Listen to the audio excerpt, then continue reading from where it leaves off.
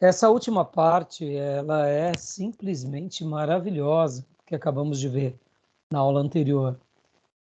A vida na cidade eterna. Deixa eu até ensinar uma coisa para vocês. Tá bom, pastor, a gente andou, rodou e morremos na praia, porque a gente não tem uma resposta. Não, a gente tem uma resposta, irmãos. Qual é a resposta? A resposta é a revelação, que é uma revelação parcial. Essa é a resposta. O que nós não temos a resposta é que lugar, quando, onde, de que forma. É na eternidade? Não é. É no milênio? Não é. É sobre a terra? É. Mas quando que acontecerá? É espiritual? Não é. Então a gente não tem respostas que nos agradem, mas nós temos respostas do texto. E como que a gente faz de uma forma prática para aplicar tudo isso? É simples, irmãos. Se eu não me engano, foi Spurgeon que disse, né, que o seminarista e o teólogo, ele gosta muito de, no momento em que está pregando, ele gosta muito de transmitir o seu conhecimento ao rebanho. E ele se esquece de que o rebanho, ele precisa apenas de alimento. Então, compete ao teólogo conhecer que tipo de terra, que tipo de solo, que tipo de adubo, que tipo de arado, quanto que vai precisar de irrigar, a época do plantio, que cultura é correta para aquele período, principalmente para aquele tipo de solo. Depois de plantar vem a parte do cuidado, depois do cuidado vem a parte da colheita. E depois da colheita, já feita, já estabelecida, vem a parte de distribuição do trigo, da farinha, ou seja lá do que for. E por último, é levado o produto da terra à casa de uma mulher para que ela faça um pão e alimente os filhos. Qual é a tarefa do pastor? É pegar o trigo pronto, fazer o pão e dar a comida para os filhos. Todo esse processo anterior da terra, da semente, do adubo, do tempo, da espera, da secagem, da blindagem contra parasitas, isso tudo é coisa do pastor, é do agricultor, é coisa de seminarista, de estudos. Como que a gente vai falar sobre a Nova Jerusalém na igreja? Meus irmãos, a gente está caminhando para a Nova Jerusalém, ponto final. O texto diz que é um lugar sagrado, onde a luz de Deus brilha, é o trono de Deus, e que lá é o lugar que a gente vai habitar, ponto final. Pastor, mas alguém na igreja vai levantar a mão, aí você fala, filho, venha na escola bíblica. Aí se no outro culto ele levanta a mão de novo, filho, se matricule no seminário. Acabou. E a gente continua consolando as vidas que precisam, dando uma mensagem de que haverá um destino de glória para quem crê em Cristo e de uma condenação eterna para quem despreza Cristo e o seu nome não está escrito no livro da vida. Então percebam que o mais do que saber detalhes pontuais e cronológicos é a essência da mensagem. E é isso que o teólogo também morre. Por que ele morre? Porque ele muitas vezes fica articulando, não porque aqui, não porque lá, não porque Hebreus diz isso, e a gente começa a articular nas nossas linhas e a gente perde a essência, porque pode ver, quando Paulo escreve sobre a cidade, quando João aqui em Apocalipse escreve sobre a Nova Jerusalém, são todas citações mostrando o seguinte, o que importa é aquele lugar. Ou você acha que João não poderia ter pegado o anjo lá, segurado na barra do vestido do anjo e falado assim, anjo, me dá mais detalhes, porque como que eu vou falar isso para o povo? Anjo, João fez isso? Não. Ele poderia ter dito assim, anjo, lá na igreja tem a irmãzinha do coque, ela não vai entender. Tem um irmãozinho que ele é bem simples, sabe? Ele gosta da glória a Deus, alto, aleluia. Mas quando a gente começa a falar alguma coisinha, não vai entender. E do jeito que você está falando aqui, é meio confuso. João fez isso, irmãos? Entendeu? Irmãos, então é nessa hora que a gente dá a mão ao palmatório, que o livro de Deus ele é sagrado, que ele é santo, ele é poderoso, E o que Deus quis revelar, ele revela. O que ele não quis revelar, ele não revela. O que ele quis falar claramente, de forma literal, ele fala. O que ele quis usar de metáfora, ele também fala. O que ele usou e voltou e refez, ele é Deus. E a gente é servo, e a gente crê no Cordeiro, prega a mensagem do Cordeiro e aguarda as evidências do fim. Porque somos dele, para a glória dele.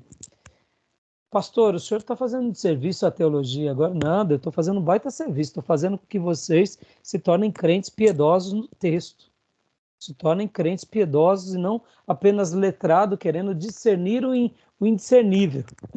Entendeu? É que nem, por exemplo, descobrir o sexo dos anjos. Esquece, irmão, isso não vai acontecer nunca. Então, a gente tem que saber que tem coisas que a gente tem resposta e tem coisas que não tem resposta. A Nova Jerusalém, ela é uma figura de linguagem, ela é literal, ela é milenar, ela é eterna, assim como o milênio. Irmãos, eu não sei, eu só sei de uma coisa. Essas profecias são lindas e maravilhosas, algumas compreensíveis, outras não. O que eu posso entender e trazer para a literalidade eu trago, o que não eu uso da ferramenta da alegoria, e o que eu não compreendo nada eu deixo nas mãos de Cristo e aguardo ele revelar o tempo. Tá bom? Beleza, então, até aí? Fechamos? Posso fazer uma pergunta, pastor? Pode, claro que pode. Nos tempos de Cristo, esses rolos, os rolos da Torá, eles eram lidos, eram feitas reflexões, assim como é feito hoje, pregações, assim igual nós fazemos, ou era apenas lidos e brevemente, poucas reflexões? Surgiu uma dúvida enquanto o senhor falava aí sobre. Então, na realidade, Gil, na realidade, é, o povo de Deus sempre teve os debates. Era feita a leitura, havia uma forma piedosa de que o texto sagrado que era dado a um profeta ou ao apóstolo era o texto sagrado. Não havia um questionamento do texto sagrado.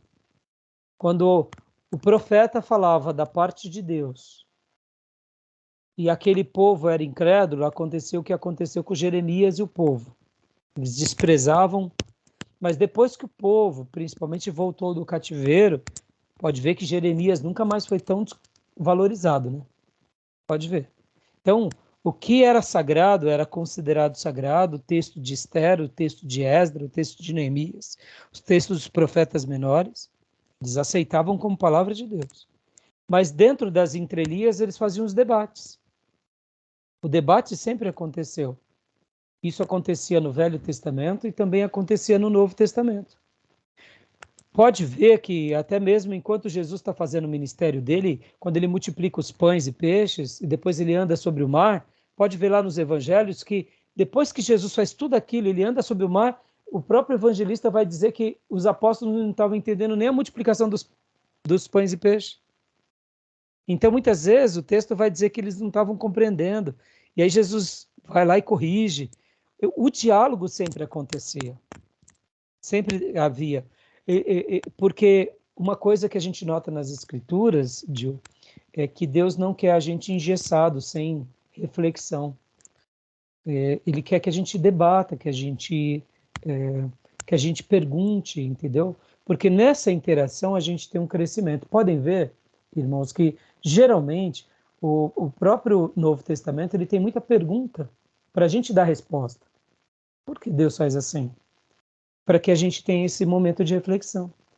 Eu ouso dizer que o Apocalipse são várias perguntas de Deus para que a gente chegue a algumas poucas respostas, para que a gente fique nessa curiosidade do fim e se prepare para ele. Por isso que o debate ele é bom. Agora, ele só se torna ruim quando a gente altera o texto sagrado e a gente começa a afirmar o que Deus não afirma. Aí é onde tem um ponto negativo. Tá bom, meus irmãos? Beleza, meus irmãos? Olha, vamos rapidinho aqui para os outros pontos, porque senão a gente não acaba nunca. E eu pensei que eu ia passar rápido e... Gente, semana passada eu falei para vocês das duas ressurreições. Está lá no livro do Hobbes, página 148, né? Eu pontuei já e eu vou deixar para vocês lerem mesmo, e senão a gente não vai chegar aqui nas taças, nos selos e nos juízos. Eu queria falar um pouquinho sobre isso também agora, né? Eu queria falar um pouquinho sobre esse juízo final, o castigo eterno, a gente já mencionou em outras aulas. Então vamos lá de novo, aqui no livro do Pentecoste, é o capítulo 21. Queria falar um pouquinho rapidamente com vocês nesses momentos finais sobre essa parte das taças, dos rolos, dos cálices, né? No capítulo 21 do Pentecostes, ele vai trabalhar na ideia, olha que interessante, ele vai trabalhar na ideia, deixa eu colocar aqui, só um minutinho.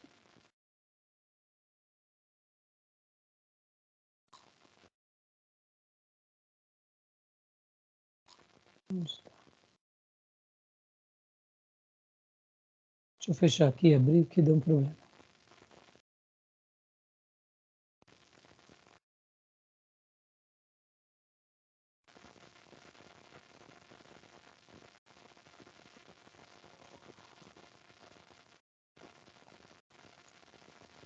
Olha só que interessante, meus irmãos.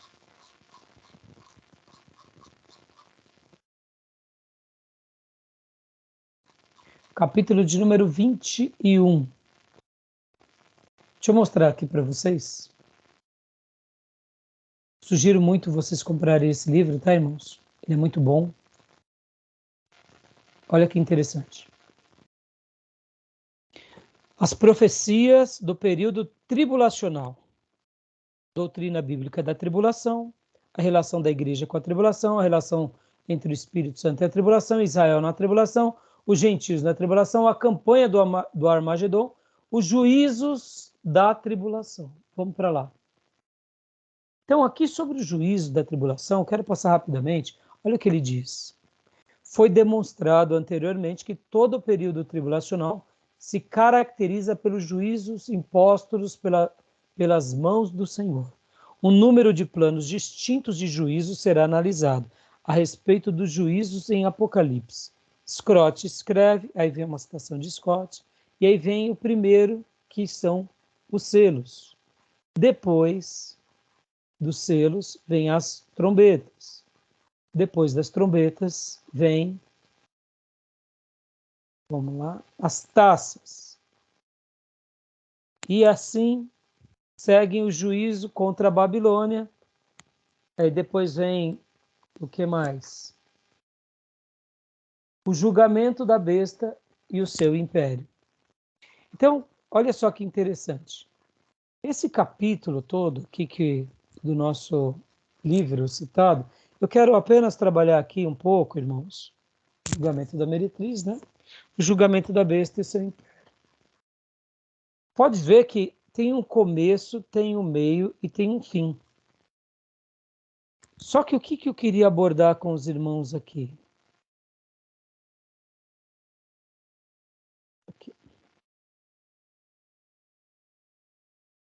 Deixa eu ver se eu estou na parte certa.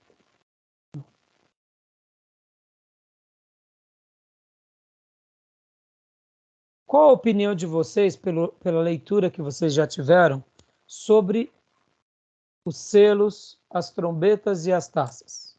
Vamos lá. Qual a opinião de vocês? Bom, os selos, assim, para mim, pelo que eu já li, já ouvi na igreja em algumas pregações, os selos de Deus, né, são para que os seus escolhidos, os seus filhos, sejam resguardados, né, das taças, dos flagelos que serão lançados, né? E as trombetas são os acontecimentos, né, que serão notáveis para que a gente faça uma leitura de que realmente está acontecendo ali naquele momento, né? Algo que vai ser notável para todos, as trombetas de Deus. Isso que eu entendo, assim, por ler, é o entendimento que eu tenho. Mas você já chegou a notar, Gil, que lá no Apocalipse há uma citação sobre o anjo abriu o primeiro selo? Sim. E eu estou fazendo essa pergunta porque quando você falou do selo, você falou também sobre os cristãos que são selados, né, com o Espírito Santo. Mas eu estou me referindo a esse selo que o anjo abre e que acontece algumas coisas. O que que acontece? Se eu não me engano, é o Apocalipse 16, né, que fala do primeiro selo. Mas não vou me recordar agora. Então, é Apocalipse 6. Deixa eu dar uma confirmada aqui. Primeiro selo, deixa eu ver.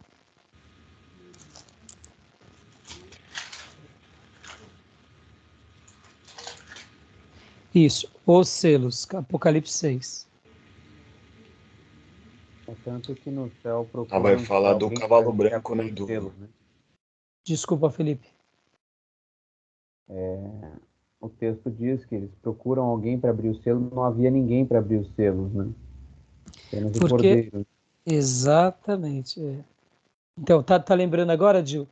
Vem os Apocalipse, vem os cavaleiros, né? O cavalo branco, o vermelho, o preto e o amarelo. E o que que vem com esses cavalos? Bom, o Cavaleiro do Cavalo Branco, se eu não me engano, se pelo que eu já ouvi do Senhor, que eu lembro, né, que é o Evangelho de Deus, né, avançando sobre a terra. Se eu não me engano, foi o Senhor que disse isso, eu não tenho certeza. Eu não lembro se eu disse, mas aqui o cavalo branco, de fato, há várias interpretações para ele. Porque quando Jesus vem no seu, com, com o seu esplendor e com a sua glória, nós entendemos que ele virá de uma forma gloriosa, de uma forma majestosa, como um grande rei que de fato ele é. E o cavalo branco, vamos ler aqui, ó, do versículo 1 ao versículo 2 de Apocalipse 6. Ó. Observei quando o cordeiro abriu o primeiro dos 7 selos. Então ouvi dos seres viventes dizendo com voz de trovão: Venha! Olhei e diante de mim estava um cavalo branco. Seu cavaleiro empunhava um arco e foi-lhe dado uma coroa. Ele cavalgava como vencedor, determinado a vencer. Segundo alguns comentaristas, uns vão dizer que aqui é o próprio Jesus, outros vão falar que é o anticristo querendo vencer, ou vindo com uma aparência de vencedor. Realmente o texto não dá muitas citações de quem ele é. Porque agora aqui, ó, no versículo 3 em diante, diz: Quando o cordeiro abriu o segundo selo, ouvi o segundo ser vivente dizer: Venha. Então saiu outro cavalo, e este era vermelho. Seu cavaleiro recebeu poder para tirar paz da terra e fazer com que os homens matassem uns aos outros. Ele foi dado uma grande espada. Perceba que no primeiro, que é branco, não há uma descrição do que ele faz, por isso que há dúvida. Uma coisa é fato, os cavaleiros do Apocalipse remetem à ideia de destruição sobre a terra. Então, quem é, pastor, o cavaleiro, o cavalo branco? É Deus ou é o anticristo? É uma incógnita, entendeu? Porque só fala que ele vem. E agora, o que eu quero que vocês olhem aqui para o texto? O cordeiro que abre o selo. Então, aqui dá uma menção de que o cordeiro está fazendo algo. Logo, se ele faz algo, não é ele aqui. Entenderam? Porque quando João, no capítulo 5, vê que há um livro que ele não pôde ser aberto e ninguém poderia abri-lo, a não ser o cordeiro. Isso é fantástico, irmãos. A não ser o cordeiro. Então, eu fiz a pergunta há pouco, Dio, sobre o que é para vocês, né? As taças, os selos, as trombetas, os cálices, porque eu queria chegar nessa fala.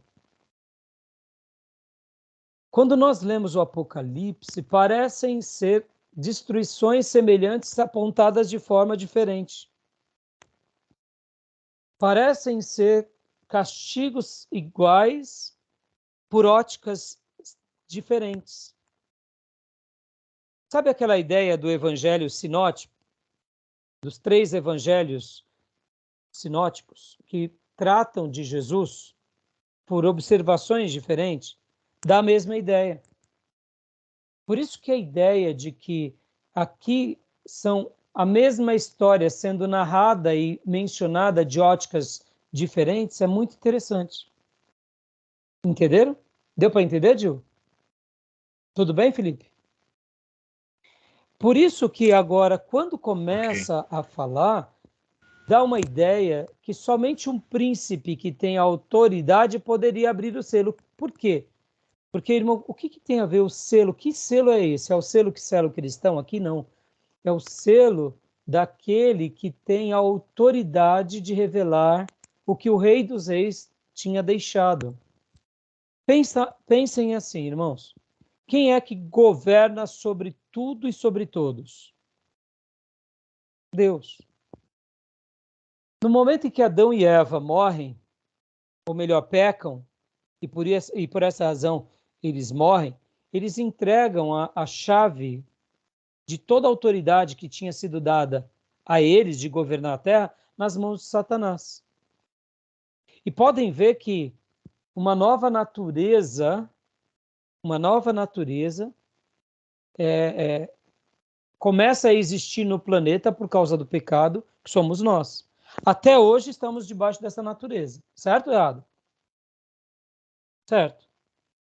No entanto, Jesus, ele vem, morre em nosso lugar, o perfeito pelos imperfeitos, o santo pelos pecadores, e por causa do seu sangue, ele compra de novo o direito que Adão tinha negado, e Eva. Pode ver que na morte de Cristo, Jesus, ele golpeia Satanás, golpeia o mundo e golpeia a própria morte. Por isso que quando ele compra e ele diz na cruz, está consumado, está tudo pago. A dívida foi paga. A dívida, que dívida? A dívida que Adão e Eva tinham feito com Satanás. Porque enquanto essa dívida não fosse paga, era como se as trevas reinassem sobre o ser humano. Porque Deus deu a vida, a liberdade para o ser humano, para viver uma vida abençoada nessa terra, mas deu uma ordem. E dessa ordem, as únicas 2 coisas que eles não podiam fazer era não comer da árvore da vida e nem da outra árvore, que era do conhecimento do bem e do mal. Eles comeram da árvore do conhecimento do bem e do mal. Deus retirou, então, a árvore da vida. E o que acontece? Pode ver que o pecado entra e reina sobre nós e nós passamos a se tornar escravos de Satanás, correndo risco de uma condenação eterna. Mas por essa razão, Deus, conhecendo a eternidade, Cristo já tinha sido morto antes da fundação do mundo.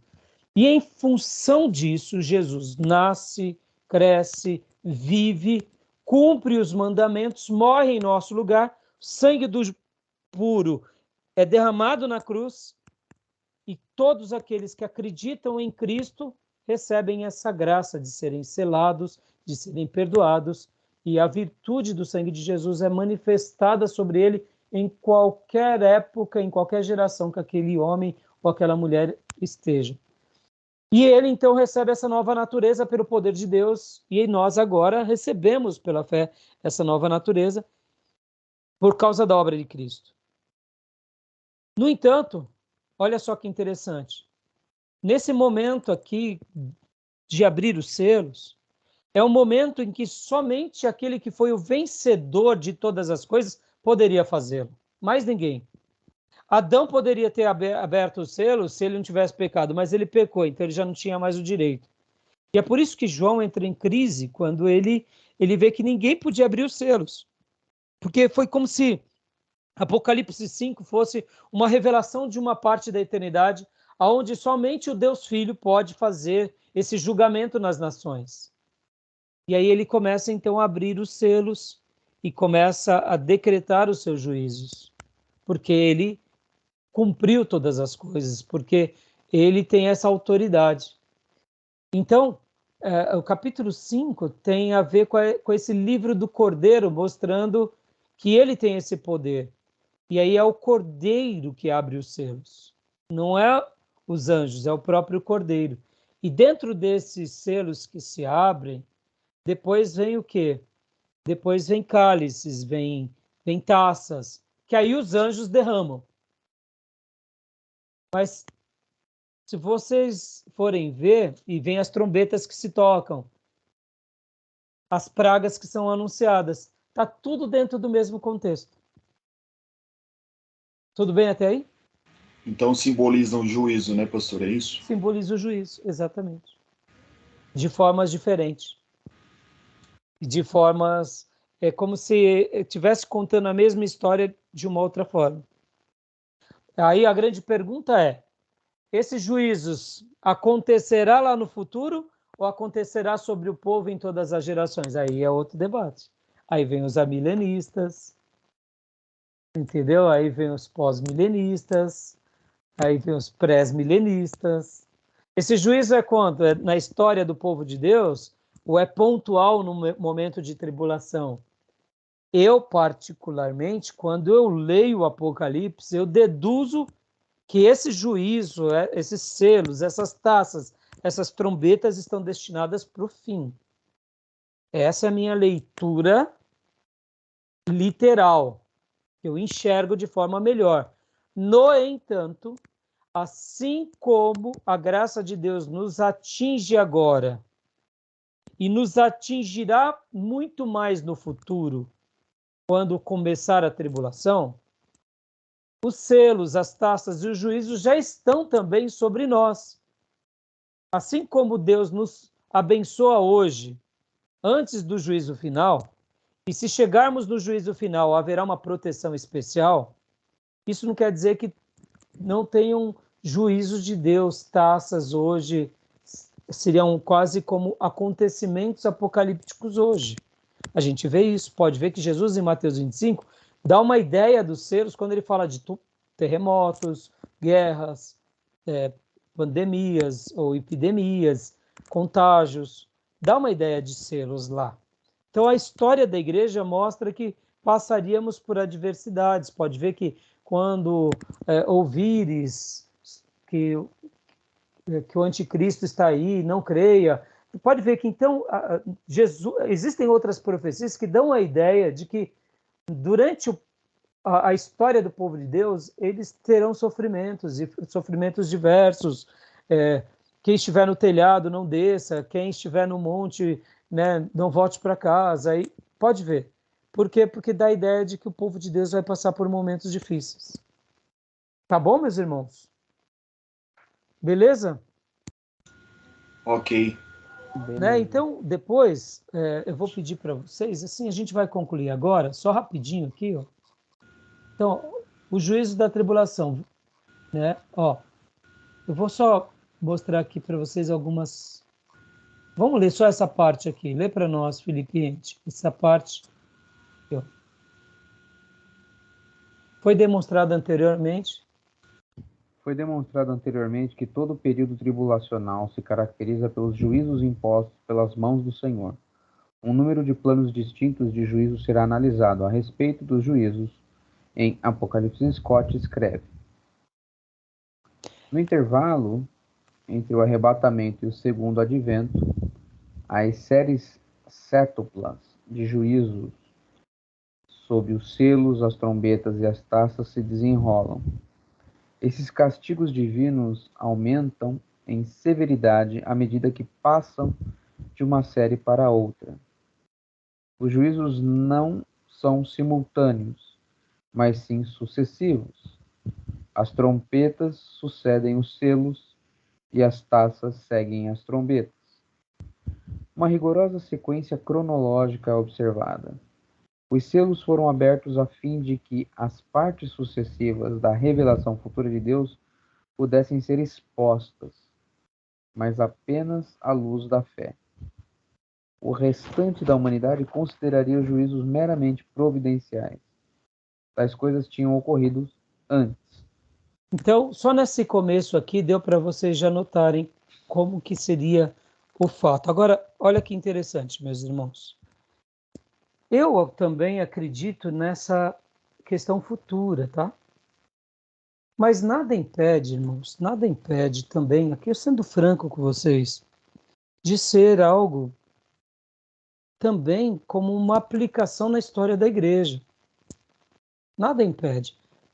Quando a gente vê a Igreja da Reforma, a perseguição que eles passaram, quando a gente vê a igreja primitiva, quando a gente vê essa igreja moderna, quando a gente vê a igreja que sofre por causa do comunismo, são tantos períodos que se a gente começasse a pensar, a gente poderia dizer que, em parte, já se cumpriu também.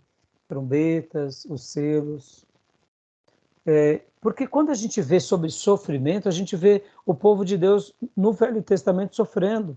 Ora por causa do seu pecado, sim, mas em alguns momentos não. Por exemplo, quando o povo de Deus foi para o Egito, eles foram pela permissão de Deus e sofreram no Egito pela permissão de Deus. Mas ali eles não sofreram porque eles estavam em pecado. Um novo governador nasce e que impõe a eles um castigo mais severo e exploram eles. Ali não foi pecado, mas eles sofreram. Na história do Velho Testamento, a gente vê momentos de perseguição, momentos de dificuldade em que Israel passava. Então, o que acontece? A gente não pode associar que é sempre o pecado que faz com que o sofrimento venha. Na maioria das vezes, sim. No que o livro do Apocalipse registra sobre castigo sobre a terra, sim. E é por essa razão que eu acredito também que essas evidências de selos, trombetas, taças, elas desencadeiam o juízo de Deus na terra. Mas isso não significa que já não está acontecendo, tá bom? Eu, particularmente, por ter o viés da leitura literal, eu vou acreditar dessa forma. E eu aguardo isso. E eu espero que seja mais ou menos assim. Tá bom, meus irmãos? Beleza, meus irmãos? Tranquilo? Então, concluímos. São muitas. Irmão, você sei que Apocalipse dava para a gente fazer um seminário de 4 anos só de Apocalipse, né? Dava, Né? Tem muito assunto, irmãos, tem muito assunto. E o que instiga mais a gente é porque são assuntos místicos, são assuntos espirituais, e aí a gente fica querendo decifrar, e a gente começa a dizer o que não é, o que é, e mistura o que a gente acha com o que a gente gosta, com o que a gente enxerga, e põe tudo disso no mesmo balaio, então dificulta um pouco, entendeu? Tá bom, meus irmãos? Meus irmãos, olha, então a gente vai ter a aula semana que vem e depois da semana que vem prova, tá bom? Então semana que vem vai ser a nossa última aula, tá bom? Beleza? Ok. Se vocês tiverem mais alguns temas em dúvida, em questionamento, me falem, porque aí a gente pode de repente gastar até mais uma aula. Porque como eu disse para vocês, né, são muitos assuntos, são muitas situações.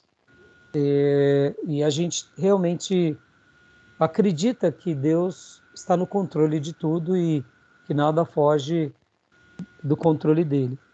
E como eu disse para vocês, eu tenho uma inclinação mais para a linha dispensacionalista, mas eu gosto de deixar minha mente bem aberta para as várias correntes, porque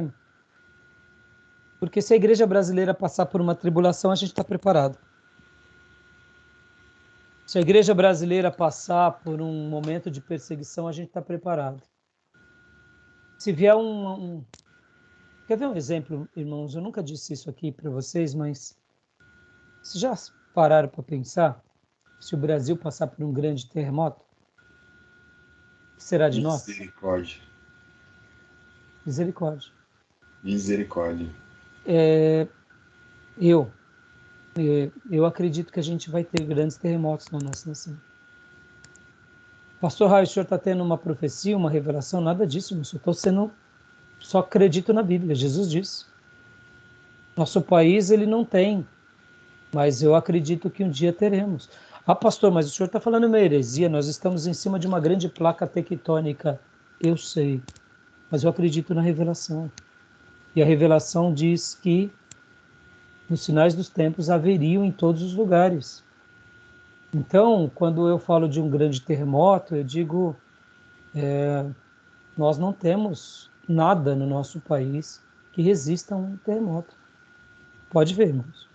Nós fomos construídos sobre uma engenharia e uma arquitetura dizendo que o nosso país não tem terremoto.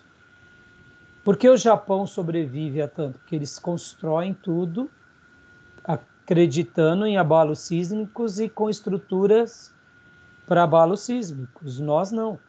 Nós somos como o México, irmãos. Não sei se vocês lembram dos últimos terremotos que houve no México. Muita destruição aconteceu.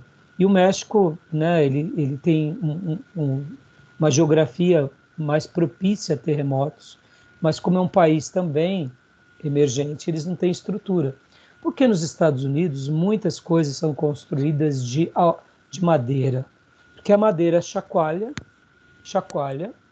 e não se rompe. Irmãos, uma casa de alvenaria, ela vira um caixão,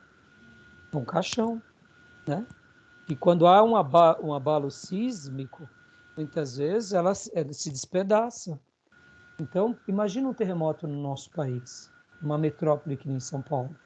Só pela misericórdia, irmão, seriam milhões de mortos. Pastor Raí, e aí?